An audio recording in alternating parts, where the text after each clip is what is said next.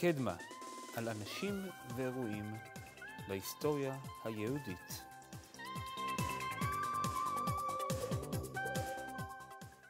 פרק 64, פילון האלכסנדרוני. שלום וברוכים הבאים לקדמה, אני נועם אשכולי. נדמה לי שדיברנו פעם אם ההיסטוריה חוזרת על עצמה.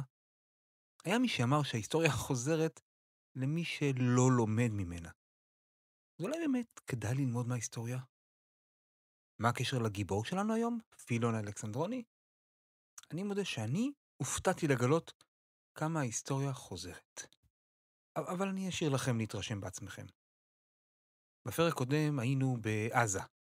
אז בהזדמנות הזאת בואו נמשיך עוד 500 קילומטר הלאה לכיוון מצרים עד אלכסנדריה. העיר הזאת עם היסטוריה מרתקת. בהקשר שלנו גם היסטוריה יהודית מרתקת. הייתה שם קהילה יהודית משמעותית עד קום המדינה, ואפילו עד מלחמת ששת הימים, שאז גירשו את אחרוני היהודים. אבל במקום לדבר על הסוף, בואו נתחיל מההתחלה. מתי הגיעו היהודים לאלכסנדריה?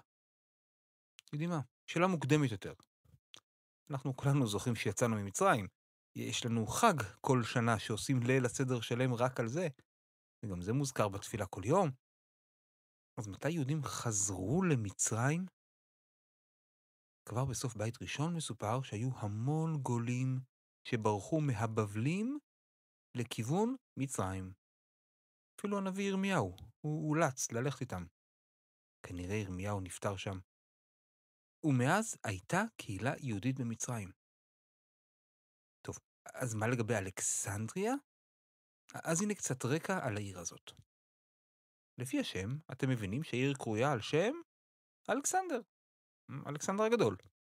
הוא בנה אותה בערך בשנת 331 לפני הספירה, וקרא אותה על שמו. היו עשרות ערים בשם אלכסנדריה במקומות שהוא כבש, אבל רק זאת במצרים נשארה עם השם הזה עד היום. אחרי אלכסנדר התחוללה מלחמת ירושה בין הגנרלים שלו, ובסוף נוצרו כמה מלאכות נפרדות, כולם הלניסטיות שהמשיכו להילחם אחת בשנייה לאורך שנים. ואחת הממלכות החשובות הייתה בית תלמי. שעיר הבירה שלה הייתה אלכסנדריה. הנמל של העיר היה אחד הגדולים של התקופה. הוא התמחה בייצוא של פפירוסים, כלי זכוכית מצריים, קרמיקות, אבל הכי חשוב, חיטה. רבע מהאספקה של רומא הגיע מאלכסנדריה. כמו שאתם מבינים, זאת הייתה עיר עשירה מאוד. כל מלך ששלט בה בנה ארמונות וגנים.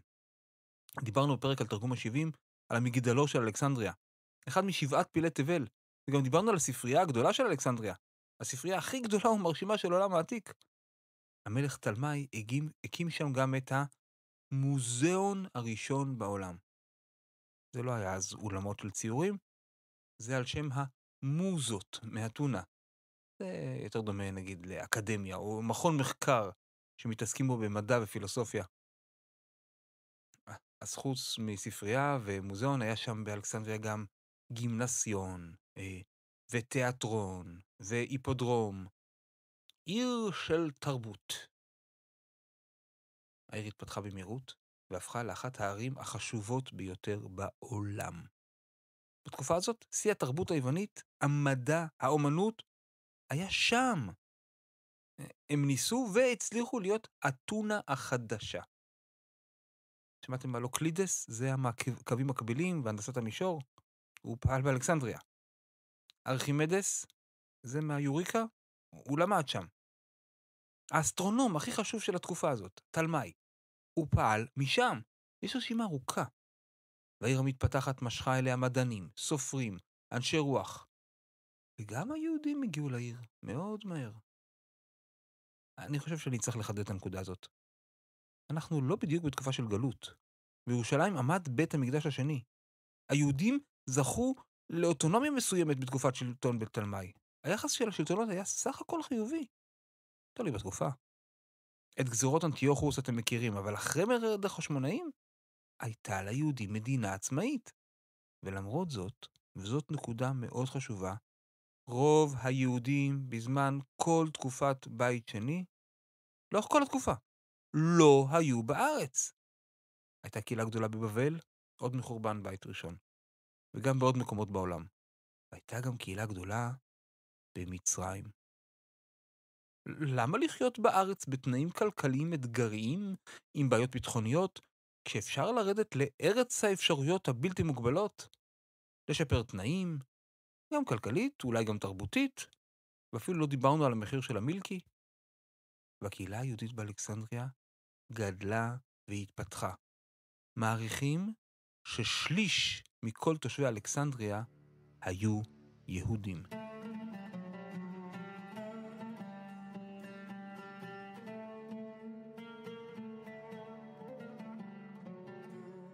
בואו נכיר את הגיבור שלנו היום. פילון. פילון האלכסנדרוני. הוא היה מאלכסנדריה, את זה הבנתם. אבל מה זה השם הזה פילון? שום קשר לחיה הגדולה עם החדק. פילון זה שם ביוונית. איך היוונית שלכם?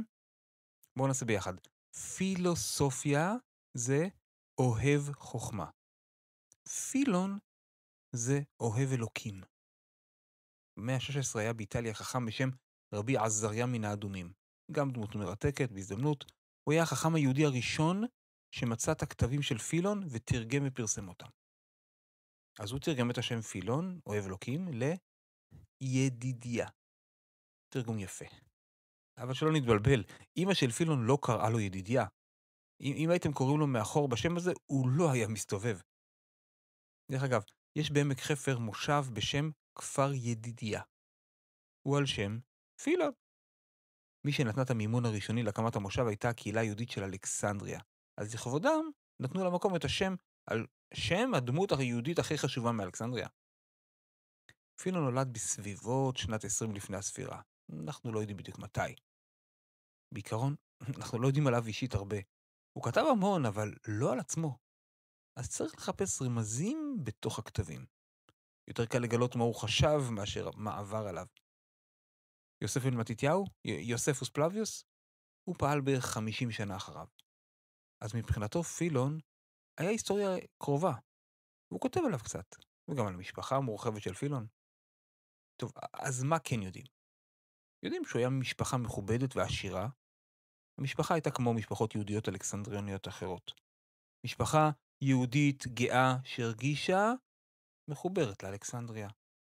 מחוברת גם לתרבות היהודית וגם לתרבות ההלניסטית. זה היה מודל של יהודי הלניסטי. דיברנו על זה בפרק על תרגום ה-70, כדאי להקשיב לו לפני הפרק הזה. זה לא המתייוונים מחנוכה, זה יהודים שטענו שהם מצאו איך לשלב בין העולמות שהם חיו בהם. הוא זכה לחינוך הטוב ביותר שאפשר היה למצוא. הוא היה מאושר ללמוד. הייתה לו היכרות עמוקה עם המקורות היהודיים, וגם היכרות עמוקה מאוד עם הפילוסופיה היוונית. האם פילון למד בגימנסיון יחד עם שאר הגויים? גימנסיון בא מהמילה היוונית לעירום. זה היה בית ספר שמיועד לצעירים שהיו מתאמנים בספורט בעירום, וגם לומדים פילוסופיה ומדע. אנחנו לא יודעים אם יהודים למדו שם, או בכלל אם קיבלו אותם לשם, אבל פילון למד במקום כלשהו. אנחנו לא יודעים איפה. והוא היה בקיא מאוד בכל החוכמות של תקופתו. לאחיו הגדול קראו אלכסנדר. הוא עשה כל מיני תפקידים כלכליים חשובים, כולל מנהל המכס של נמל אלכסנדריה. הרבה כסף עבר מתחת לידיים שלו, הוא אישית הפך לאיש עשיר. יוסף בן מתתיהו מספר יחסית הרבה על אלכסנדר הזה. הוא תרם הרבה לבית המקדש בירושלים, והיו לו קשרים טובים עם אנשי השלטון גם באלכסנדריה וגם עם השלטון ברומא ששלט על מצרים. והקשרים האלו אפשרו לו לקבל אזרחות רומאית. רוב היהודים הם לא זכו לאזרחות כזאת. אתם זוכרים את אורדוס? אז לנכד של אורדוס קראו אגריפס. הוא יהיה מלך יהודה האחרון, אבל לפני שהוא היה מלך, אגריפס הגיע לאלכסנדר לקבל הלוואה לחובות העצומים שלו. ונוצרו קשרים בין המשפחות. ואחרי שנים הבת של אגריפס, ברניקי, היא התחתנה עם הבן של אלכסנדר, מרקוס. שמתם לב שכל השמות יוונים?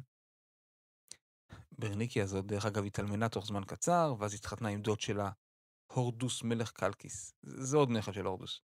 ואחרי זה הגיעה לירושלים בזמן המרד הגדול, ומשם היא הפכה להיות המאהבת של טיטוס מחריב המקדש. ברניקי הזה היה טיפוס מעניין. כתבו עליהם מחזות ושירים. אבל בואו נחזור לאלכסנדריה ולאלכסנדר, האח של פילון. לאלכסנדר היה גם בן בשם טיבריוס יוליוס אלכסנדר. פילון מתאר ויכוחים דתיים ופילוסופיים בינו לבין טיבריוס, האחיין שלו. יוסף בן מתתיהו מספר עליו, אני מצטט, לא שמר אמונים למנהגי אבותיו. או במילים אחרות, טיבריוס כבר לא היה יהודי הלניסטי שמנסה לאזן בין עולמות, טיבריוס עבר את הקווים. הוא התנער מכל קשר יהודי. הוא לא ראה את עצמו יהודי אלכסנדרוני, הוא היה רומאי. למה יוסף בן מתתיהו טרח לכתוב עליו?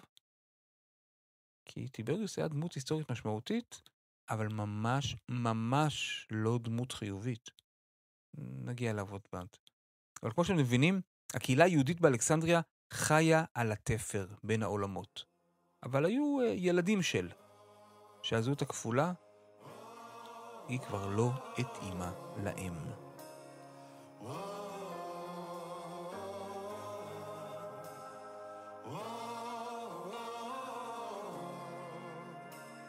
בין קודש לחול אני חי עם האמת שמשתוללת. דיברנו על המשפחה, אז הגיע הזמן לדבר על פילון עצמו. האמת היא שהוא לא מספר הרבה על עצמו, אבל יש רמזים. לעומת אחיו שהתעסק במסחר ובכספים, פילון העדיף ללמוד. יהדות, פילוסופיה, גם ללמוד, גם ללמד, גם לכתוב, ובזכות אביו שפרנס אותו, פילון יכל להתעסק פחות באבלי העולם הזה. הוא התחתן, אנחנו יודעים את זה מכך שהוא מהלל את יושרה של אשתו. אבל לא יודעים עליה כלום, וגם לא על הילדים, אם היו לו. הוא לא כתב עליהם. פילון ראה את עצמו אלכסנדרוני. לא מצרי. זה משהו אחר. להיות תושב אלכסנדריה היה גאוות יחידה. אבל למרות זאת היה לו יחס מיוחד לירושלים. אומנם רוב היהודים חיו מחוץ לארץ ישראל, אבל הרבה היו מקיימים את מצוות העלייה לרגל. ואז זה לא היה טיסה מהירה לנתב"ג עם רכבת מהירה לירושלים. זה היה מסע שיכל לקחת הרבה זמן. ויהודים עשו את המסע הזה. וגם פילון עלה לרגל בעצמו. הוא כותב על זה. אלפי אנשים, מאלפי ערים, אלו דרך היבשה ואלו דרך הים, ממזרח וממערב, מצפון ומדרום, מגיעים בכל חג אל המקדש כאל מקלט משותף. אל נמל מוגן מפני שערות החיים, מבקשים למצוא בו את השקט ולהיפטר מן הדאגות. בלב מלא תקוות טובות הם עושים את החופשה החיונית הזאת בקדושה ובמתן כבוד לאל. הם קושרים קשרי ידידות עם אנשים שלא הכירו, ובמיזוג הלבבות על זבח ונסך הם מוצאים את ההוכחה הניצחת לאחדות הדעות. זה אומנם מתורגם מיוונית, אבל בעיניי זה טקסט מקסים. הוא נכתב לפני 2000 שנה, עם עדות על איך יהודים הרגישו כשהם עלו לרגל מחול. פילון גם נותן לנו עדות חשובה איך ירושלים נראית. החומות הרחבות, בית המקדש המפואר שנבנה על ידי אורדוס, פחות או יותר בזמן שפילון נולד. ירושלים הייתה אז עיר עשירה, ואפילו יהודי כמו פילון שהגיע מאלכסנדריה היה נפעם. יוסף בן מתתיהו כותב שאלכסנדר, האח של פילון, הוא מימן ציפוי זהב לדלתות של הר הבית. דרך אגב, פילון לא כתב על זה. אז פילון עלה לרגל לירושלים, אבל לא נראה שהייתה לו שום כוונה גם לעלות ממש לארץ. הוא הרגיש שייך לאלכסנדריה.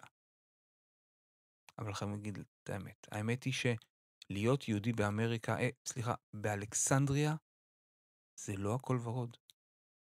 פילון העריך שבמצרים גרו אז כ7 מיליון תושבים, ומתוכם 1,000,000 יהודים. היהודים היו לכודים בין שתי אוכלוסיות עוינות. היוונים השתלטו על מצרים, זה אלכסנדר מוקדון, והם זלזלו ביהודים. ראה ערך חנוכה. עוד רגע נרחיב על זה.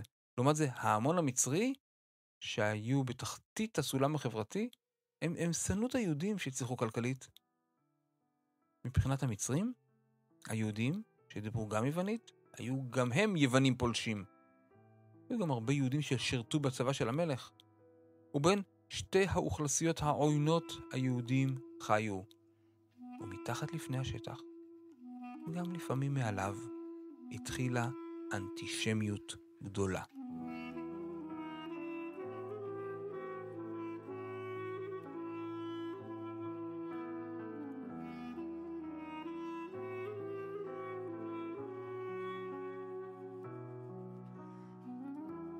פילון כתב הרבה. יש שני חיבורים היסטוריים, נגד פלקוס והמשלחת אל גאיוס. נגיע על זה עוד רגע, יש שם סיפור מרתק. יש לו גם כמה חיבורים פילוסופיים, כמו שכל אדם ישר הוא בן חורין, וגם חיבור בשם על נצחיות העולם, וחיבור בשם על ההשגחה. בחיבורים הפילוסופיים יש כאלו שהתלבטו אם באמת הוא זה שכתב אותם, אבל רוב מה שפילון כתב היה פרשנות לתורה. ואת זה כולם מסכימים שהוא כתב. יש שם מקומות שהוא עובר פסוק פסוק ומפרש, יש מקומות שהוא נותן הסבר כללי ורעיוני.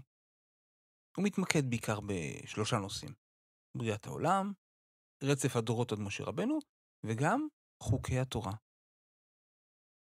יש שאלה מעניינת, האם פילון ידע עברית? יש לו בטוח טעויות בהבנת העברית, אז אם הוא ידע זה לא היה ברמה גבוהה.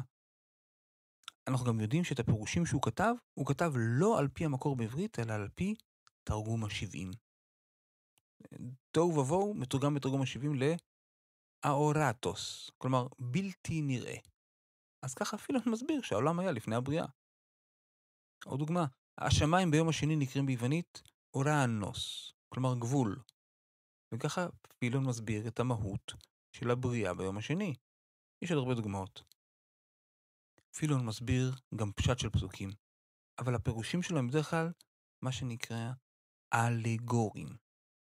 כלומר, מעבר לפשט מתייחסים למילים בתור משל שמלמד אותנו דברים נוספים. המעבר של אברהם מחרן לארץ ישראל, זה מסמל את המעבר של הנפש מהגוף הארצי לחיבור אל האמת השמיימית. שרה אימנו, היא מסמלת את החוכמה האלוקית.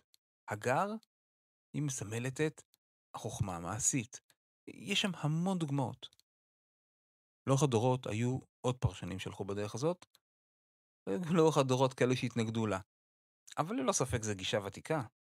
אפשר למצוא אלגוריה בחסידות, ולפני זה גם בקבלה, ולפני זה בהגות של חכמי ימי הביניים, מפרובנס ומקומות אחרים, ולפני זה כמובן גם במדרשי חז"ל.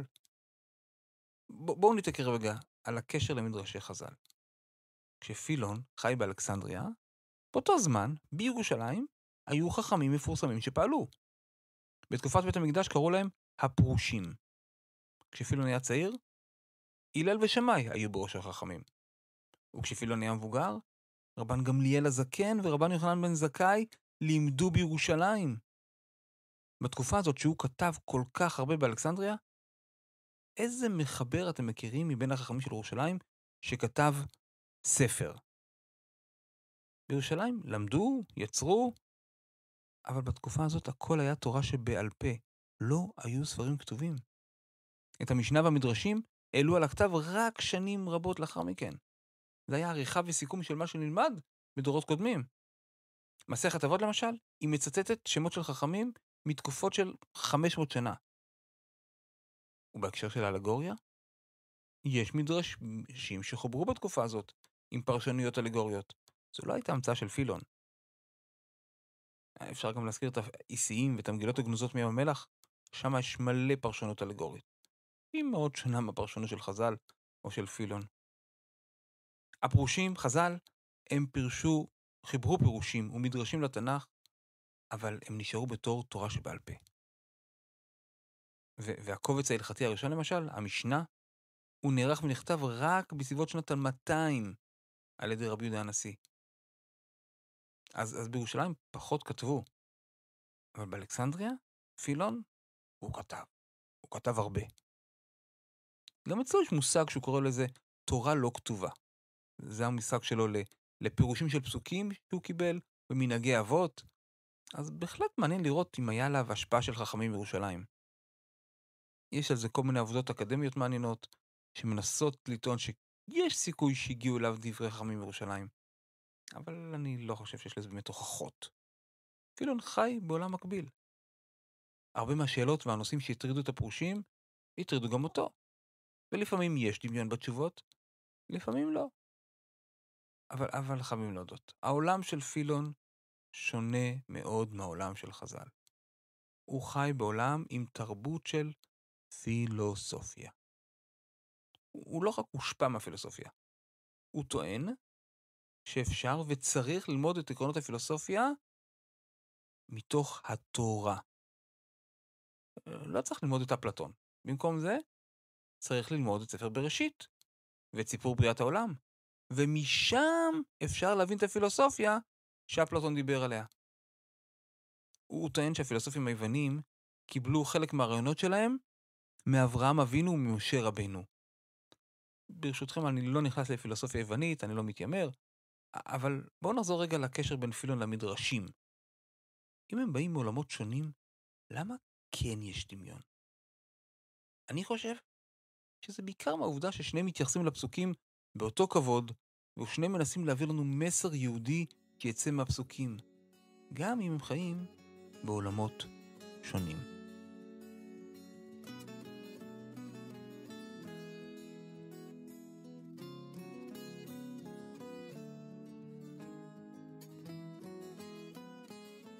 פילון היה כבר בסביבות גיל 60, כאשר העולם שבו הוא חי התמוטט.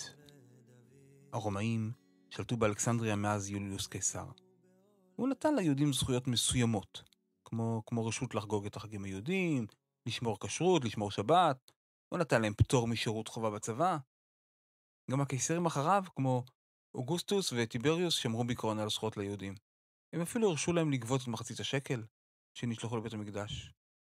אוגוסטוס, למשל, אמנם הטיל על היהודים מס גולגולת מבזה, וטיבריוס האכזרי גירש את היהודים מרומא, אבל בגדול פילון מדבר עליהם בחיוב. היה איזה אירוע שהנציב הרומי במצרים החליט שזה לא מה שגיוני שיהודים לא עובדים בשבת. אז הוא ניסה להכריח אותם. אבל היהודים משום מה התעקשו וסרבו, ובסוף הוא התקפל. אבל אז, בשנת 37 לספירה, עלה לשלטון ברומא קליגולה. וזה כבר היה סיפור אחר. המושל במצרים היה נציב בשם פלקוס. כדי למצוא חן בעיני קליגולה, הוא החליט להכריז שקליגולה הוא אל. וחובה לשים פסלים שלו בכל מקום. גם בבתי הכנסת. וחובה על כולם לסגוד לאל החדש. המנהג הזה להפוך את הקיסר לאל לא היה מקובל. אבל בדרך כלל ליהודים נתנו פטור. איכשהו הבינו שבדת המוזרה שלהם יש רק אל אחד שאפילו לא רואים אותו. אבל פלקוס, הנציב, הוא החליט להכריח את היהודים. זה לא הגיע סתם. ההמון המצרי שנא את היהודים. וכל צעד נגד היהודים עזר לפלקוס עם ההמון. השלטון של פלקוס באופן כללי נחלש. וההמונים האנטישמים התפרעו ברחובות נגד יהודים. פילון כתב על שהיה צריך להיזהר, לא להרגיז את ההמון המצרי, כי שנאתם עתיקת היומין ליהודים במובן ידוע הייתה להם כטבע מלידה. היהודים היו בבעיה קשה. כמובן שהם לא הסכימו לשים פסלים של קליגולה בבית כנסת ולהתפלל לזה. אבל אסור היה לעשות שום צד שהתפרש כמרידה. ניסיונות השכנוע של ראשי היהודים, ובתוכם פילון, שבבתי הכנסת מתפללים לשלום הקיסר ולשלום בני משפחתו, זה לא עזר. קבוצות של מתפרעים שרפו והרסו בתי כנסת באלכסנדריה. במקום השריפה שמו במקומם פסלים של קליגולה. והנציב פלקוס, הוא עמד בצד. הוא לא מנע את ההתפרעויות. סליחה, לא דייקתי. פלקוס לא רק עמד בצד. פלקוס פעל ישירות נגד היהודים. הוא שלל מהם את כל הזכויות שהיו להם. יהודים שראו באלכסנדריה את הבית והמולדת שלהם אחרי דורות רבים שחיו בעיר, איבדו הכל. פלקוס ריכז את היהודים באזור קטן של העיר. אז לא קראו לזה עוד גטו. הוא אסר עליהם להתפרנס. יהודים גבעו ברעב. ויהודים שהעזו לנסות לצאת מהגטו הזה כדי למצוא אוכל בשוק, נרצחו באכזריות. והשוטרים של פלקוס גם נכנסו לבתוך הבתים של היהודים. תפסו משפחות שלמות, ראשי קהילה, נשים, ילדים, והתעללו בהם. הם העלו אפילו יהודים על המוקד. פילון תיעד את כל האירועים האלה בזעזוע עמוק. תראו, לצערנו, אנחנו שנמצאים בצד השני של ההיסטוריה, אנחנו מכירים את האירועים האלה מאוד תקופות ועוד מקומות. דיברנו פעם על שההיסטוריה חוזרת על עצמה. אבל הגלגל התהפך על פלקוס. ובעקבות הלשנה לקליגולה של 2 מצרים נגד פלקוס, קליגולה הדיח אותו והוציא אותו להורג. וההתעללויות נגד היהודים וההוצאות להורג פסקו. פילון מספר על תפילות ההודיה, שהם ערכו, היהודים ערכו, על שפת הים. בתי הכנסת עדיין היו סגורים.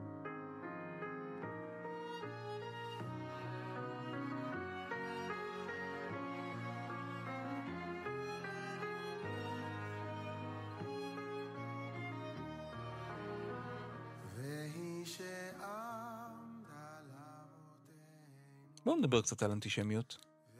שנאת יהודים, בגלל שהם יהודים. אתם יודעים שזאת לא המצאה חדשה, נכון? אבל מתי היא התחילה?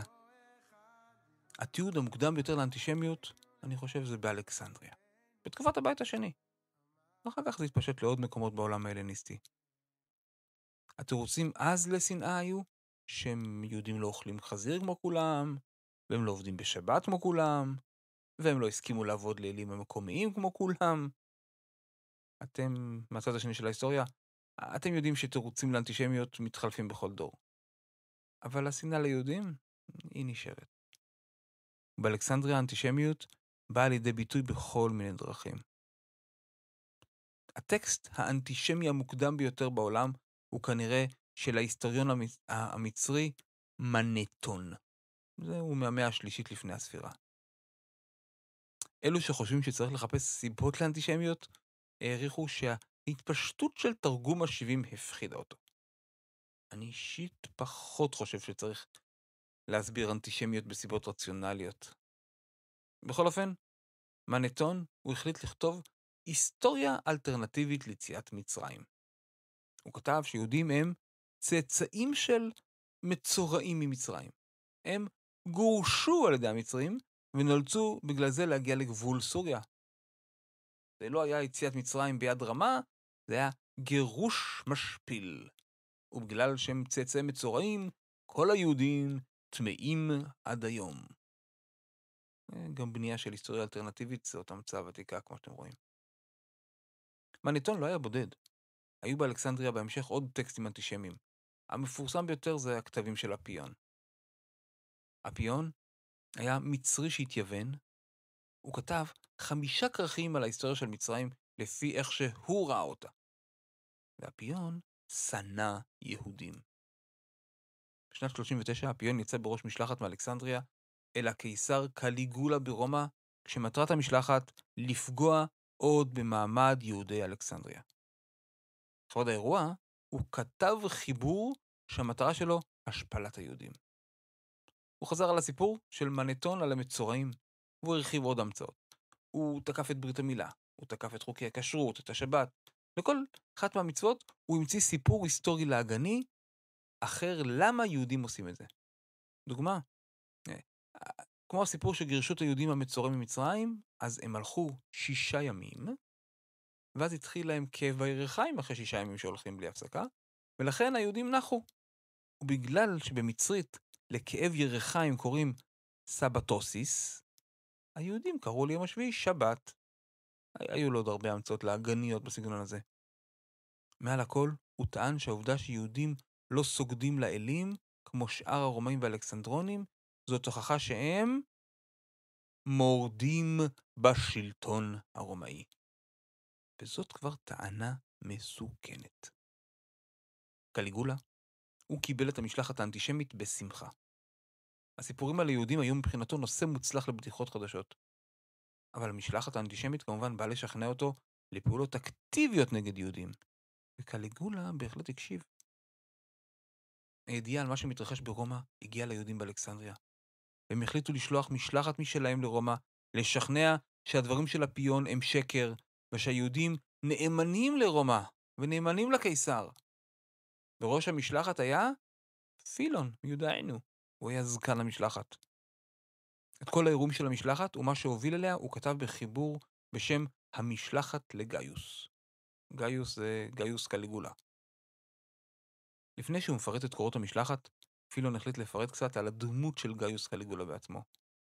אני אחסוך לכם את ההיסטוריה הרומאית, אבל השורה התחתונה שם היא שקליגולה היה קיסר צעיר, רודן רצחני ומטורף, שהחשיב את עצמו לאל ודרש שיסגדו לו בהתאמה. פילון מסביר שם שבשלטון רודני לנתינים אין הגנה, והם הופכים להיות עבדים. והיהודים שסרבו לסגוד לקיסר בתור אל, הם בסכנה הגדולה ביותר. וזאת נקודת הפתיחה של המשלחת. לא ממש נקודת פתיחה טובה, הם הגיעו לרומא, והצליחו לראות את הקיסר לרגע קצר, שבו הוא סימן להם שהוא יבדוק את הנושא, אבל אחרי זה הוא יצא מרומא לבית הנופש שלו. המשלחת היהודית נסעה אחריו. אבל בזמן שהם חשבו איך להגיע אליו כדי לדבר איתו על המצב באלכסנדריה, נפלה עליהם בשורה יותר קשה. קליגולה החליט שהוא תורם פסל בדמותו לבית המקדש היהודי, והיהודים כמובן חייבים להכניס אותו למקדש בירושלים ולסגוד לו. מאירוע כזה אי אפשר לצאת בשלום, וההשלכות עלולות להשפיע לרעה על כל היהודים באימפריה הרומאית. הם היו חייבים לחשוב איך להציל את, בלשונו של פילון, המקדש הנודע והמפואר, אשר ייסעו אליו מבטי הערצה ממזרח ומערב, ואשר יפיץ אור כחמה לכל עבר. המשלחת היהודית האלכסנדרונית הבינו שמטרת המשלחת שלהם השתנתה. הם חייבים לנסות להציל את המצב, לא רק עבור יהודי אלכסנדריה, עבור כל יהודי העולם. אם הגזרה של קליגולה תופעל, זאת סכנה לכל יהודי בכל מקום שהוא. כי ברור שהיהודים יתקוממו, ואז רומא תיכנס בכל היהודים בכל מקום, בכל הכוח. קליגולה ידע שהיהודים לא יעברו על זה בשתיקה. הוא כבר הכין את הצבא להעברת כוחות ליהודה כדי לדכא את ההתקוממות שתבוא. של סוריה קיבל את ההנחיות להכנת הפסל, ולצבא שלו במקדש. והיהודים ששמעו על זה יצאו להפגנות ענקיות, לא אלימות, מול מושל סוריה נגד הגזרה. המושל רצה להימנע מטבח, והוא החל להאט את קצב הכנת הפסל, בכל מיני תירוצים שהרגיזו את קליגולה. חברי המשלחת היהודית גייסו לעזרה את אגריפס. הזכרנו אותו קודם, הנכד של אורדוס. אגריפס היה יהודי מבחינה מסוימת, היחידי שקליגולה חיבב, כי הוא עזר לו רבות, כולל עזרה לעלות לשלטון. אז אגריפס ביקש מקליגולה טובה אישית, שיוותר על הצבת הפסל במקדש. אז קליגולה עשה את עצמו כאילו הוא מסכים. אבל עם תנאי שהוא במקום ישים הרבה פסלים אחרים שלו, מסביב למקדש. לא ממש עזרה. המצב המשיך להיות מתוח.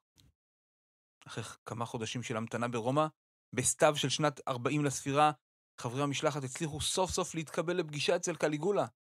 אבל לא בעולם של הדיונים, אלא בחוץ, בגינה של הארמון. זה היה חלק מההשפלה.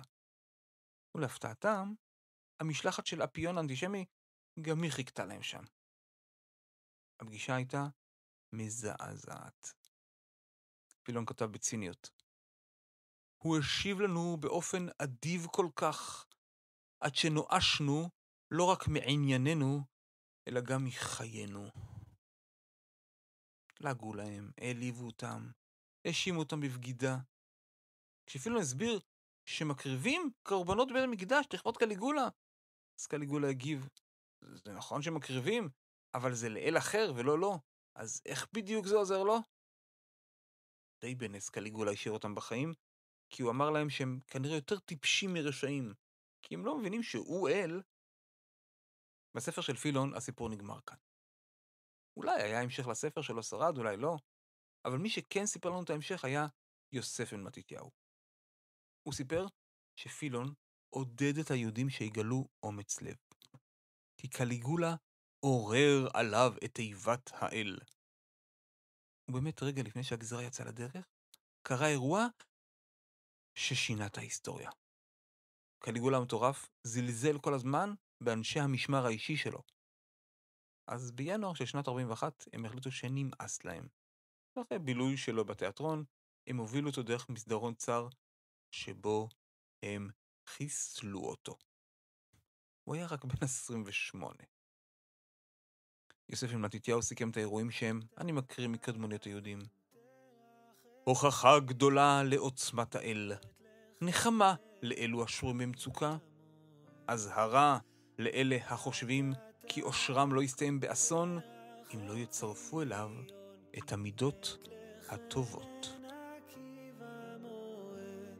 כי רצו עבדיך את אבניה. אחרי שקליגולה נרצח, הסנאט הכתיר את הדוד שלו, קלאודיוס, להיות קיסר.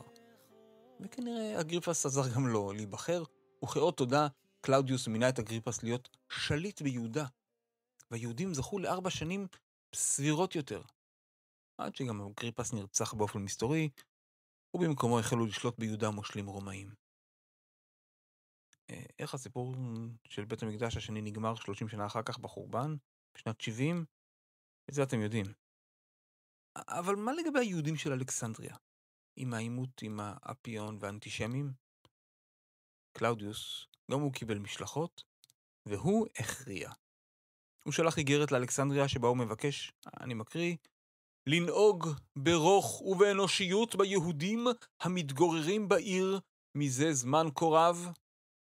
אבל מצד שני הוא שלח גם מטרה ליהודים שלא ינסו להשיג יותר מה שיש להם, וגם שחס וחלילה לא יביאו עוד יהודים לאלכסנדריה. ומה לגבי שוויון הזכויות והמעמד של אזרחים שיהודים ביקשו? על זה לא היה כבר מה לדבר. תגידו תודה שאתם בחיים. מה קרה בהמשך לפילון? מתי הוא נפטר? אנחנו לא יודעים. אבל אני חושב שכנראה מזל בשבילו שהוא לא ראה את ההמשך. אתם זוכרים את האחריין של פילון, טיבריוס אלכסנדר? הוא התקדם בצבא הרומאי. הוא במערכת השלטון, ובמקביל הוריד מעצמו כל קשר ליהדות וליהודים. שמעתם פעם את המושג אוטו-אנטישמיות, או בעברית שנאה עצמית יהודית? אני לא מדבר על איזה עיתון ישראלי מסוים, זה מושג שהמציאו במאה ה-20, אבל הוא התחיל הרבה קודם. וטיבריוס, האחיין של פילון, הוא דוגמה מצוינת. משנת 46 עד שנת 48, הוא מונה להיות המושל של יהודה. הוא התאכזר ליהודים והוציא להורג בצליבה כל מי שהוא ראה בו סיכון. בשנת 66 הוא הגיע לשיא. הוא הפך להיות המושל של כל מצרים. באותה שנה היו עוד עימותים קשים בין הקהילות של המצרים והיהודים, וטיבריוס שלח את הצבא לרסן את בני העם שלו לשעבר. יוסף בן מתתיהו שחי בתקופה הזאת טען שבאירוע הזה נרצחו 50,000 יהודים. כשהצבא הרומי צר על ירושלים, טיבריוס פיקד על חלק מהצבא יחד עם טיטוס. אבא של טיבריוס, אתם זוכרים? הוא תרם את ציפוי הזהב לשערים של בית המקדש. והבן שלו, שעבר צד, הוא ראה איך הזהב מותח בשריפה הגדולה בחורבן הבית.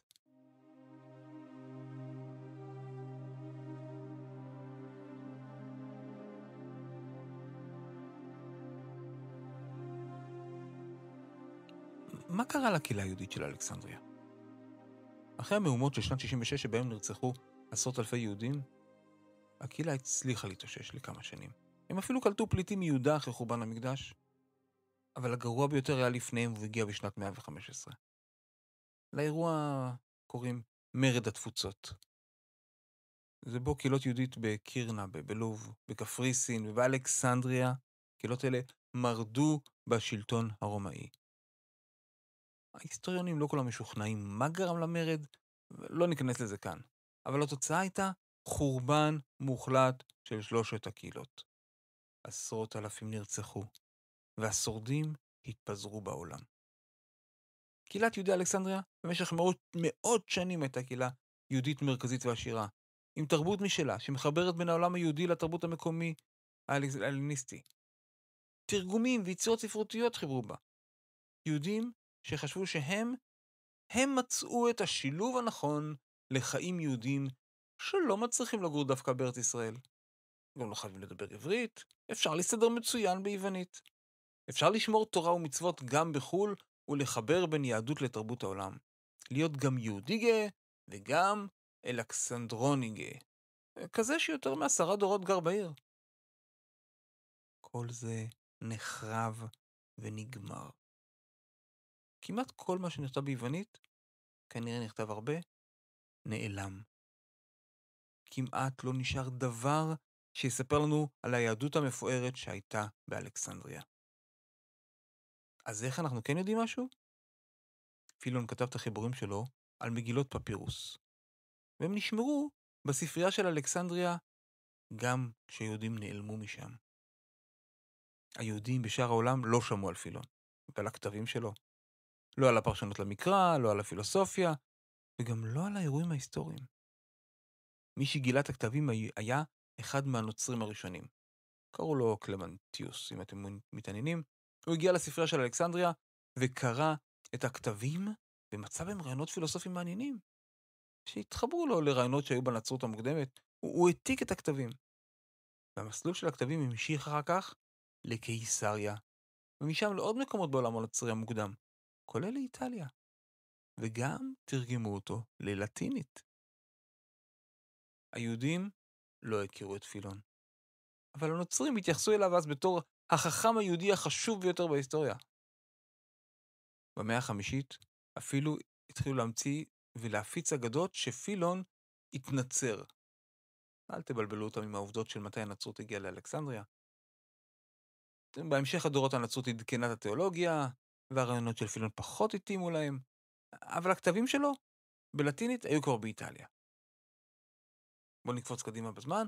במאה ה-16, בתקופת הרנסנס, פעל באיטליה חכם יהודי בשם רבי עזריה מן האדומים, דה רוסי. הוא גם דמות מרתקת שניסתה לחבר רעיונות של הרנסנס עם היהדות, לחבר את דברי חז"ל עם המדע של תקופתו. אני לא אכנס אליו ולפולמוסים ולחרמות נגדו, אבל ענייננו, הוא נחשף לכתבים בלטינית של פילון, והוא הוקסם. פרשנות יהודית עתיקה שהלכה לאיבוד, ועכשיו הוא מצא אותה. רעיונות פילוסופיים מתקדמים שפותחו ביהדות ספרד ופרובנס יותר מ1,000 שנה אחרי פילון, והנה הם כתובים כבר בכתבים העתיקים. תראו, ההרצה שלו הייתה קצת מסויגת. גם מזה שלדעתו פילון לא הבין עברית מספיק טוב, יותר מזה, הגישה של פילון לא כל כך תואמת למה שמקובל בתורה שבעל פה. פילון, דיברנו על זה, פיתח את הרעיונות שלו בעולם מקביל, די מנותק מהחכמים של תקופתו. אבל רבי עזריה טוען דווקא שיש דמיון רב מאוד בין תורת ההצלה של פילון לבין למשל ספירות בקבלה.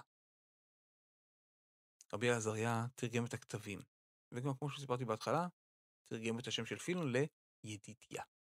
ואחרי רבי עזריה מן האדומים, הכתבים הגיעו לעוד מקומות בעולם היהודי. אבל לתוך בתי המדרש והישיבות, לשם הכתבים לא הגיעו. פילון, למרות ההתרבות ההלניסטית שחי בתוכה, והרגיש חלק ממנה, הוא היה יהודי נאמן לעמו ותורתו. הוא היה שומר מצוות שנאבק למען עם ישראל. אבל כמו שאמרנו, הרבה מהדברים שלו לא מתאימים לגישה מקובלת אצל חז"ל.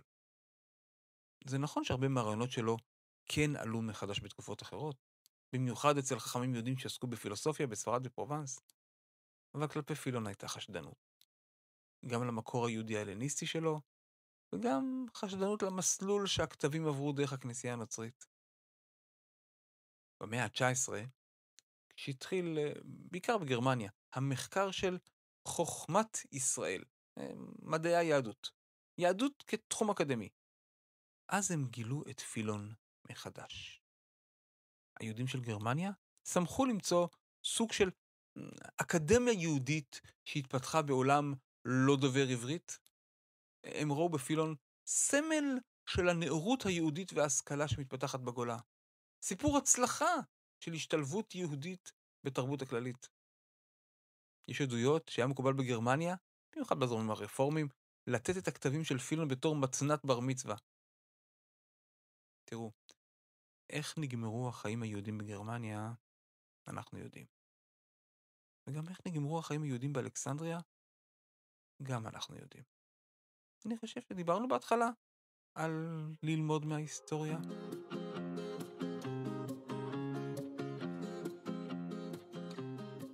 אני שייך לעם הכי עתיק בארכיב. האם חשוב ללמוד את הפרשנות האלגורית של פילון לתנ"ך? כל אחד ותחומי ההתעניינות שלו. אבל את ההיסטוריה, לדעתי, חשוב שכולם יכירו. אפשר ללמוד הרבה דברים מפילון ומהאירועים של התקופה. לפני 2000 שנה, יהודי כותב פרשנות, מחבר ספרים, מייצג את הקהילה, נאבק למען היהודים מול השלטונות. מי יודע בתקופה הזאת שכתב כל כך הרבה חיבורים שונים שנשארו עד היום? אבל חוץ מזה, חשוב שנכיר שכבר לפני 2000 שנה הייתה קהילה יהודית בגולה שחשבה שגם אם יש מדינה בארץ, כדי להיות יהודי לא צריך לגור בארץ, אפילו לא צריך לדעת עברית. אפשר ליצור ולכתוב ביוונית, ואפשר למצוא חיבור לתרבות מסביב, ולהשתלב. בכל העולם הזה, והתרבות, והיצירה המרשימה, הכל נכחד. לא נשאר כלום. רק בנס, הכתבים שלו שרדו. אבל היהודים שם? לא. אז תגידו, האם אפשר ללמוד מההיסטוריה? ועד כאן להפעם. מוזמנים לשלוח לי מה חשבתם, וגם הערות, הצעות ותיקונים. יש קבוצה פעילה בטלגרם ויש גם בפייסבוק. באתר הבית של הפודקאסט, קדמה.xyz, אפשר למצוא ביקורות ואיורים, וגם מאמרים שונים. אפשר למצוא אותנו בכל יישומון הסקטים, אפליקציית פודקאסטים, או בספוטיפיי. יש בספוטיפיי גם רשימת השמעה של כל הפרקים לפי סדר היסטורי, מומלץ למתחילים או לנסיעות ממש ארוכות, ואפשר גם להשאיר תגובות בספוטיפיי. תודה שהזנתם, מקווה שנהנתם. נשתמע בפרק הבא של קדמה.